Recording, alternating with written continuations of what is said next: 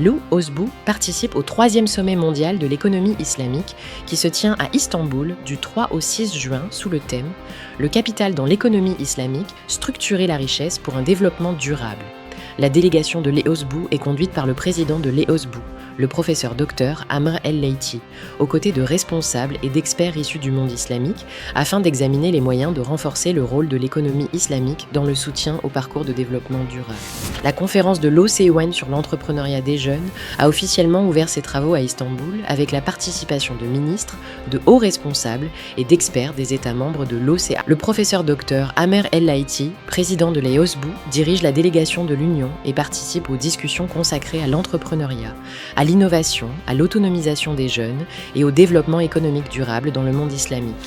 Le secrétaire général de l'OCI, M. Hissam Brahim Taha, a félicité la République populaire du Bangladesh ainsi que son Excellence Khalilur Rahman pour son élection à la présidence de la 81e session de l'Assemblée générale des Nations unies. Il a exprimé sa confiance dans sa contribution au renforcement de la coopération multilatérale et a réaffirmé l'engagement de l'OCEAM à travailler étroitement avec la présidence de l'Assemblée générale pour promouvoir la paix, la sécurité et le développement dans le monde.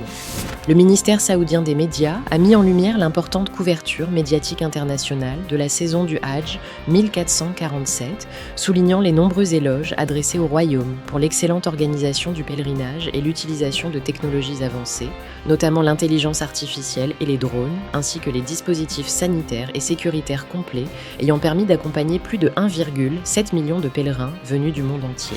Son Excellence, le ministère saoudien des médias, a également présenté les principales réalisations de l'écosystème médiatique national durant la saison du Hajj 1447, notamment le lancement de l'identité visuelle Hayyakumallah, l'accueil de plus de 1200 journalistes et créateurs de contenus internationaux, la diffusion de plus de 700 heures de programmes en direct et la coordination de la participation de plus de 40 entités gouvernementales à travers le Centre unifié des opérations médiatiques du Hajj. L'Observatoire des médias de l'OCEAM a documenté 1205 violations israéliennes en une seule semaine, dont 327 incursions en Cisjordanie et 146 arrestations.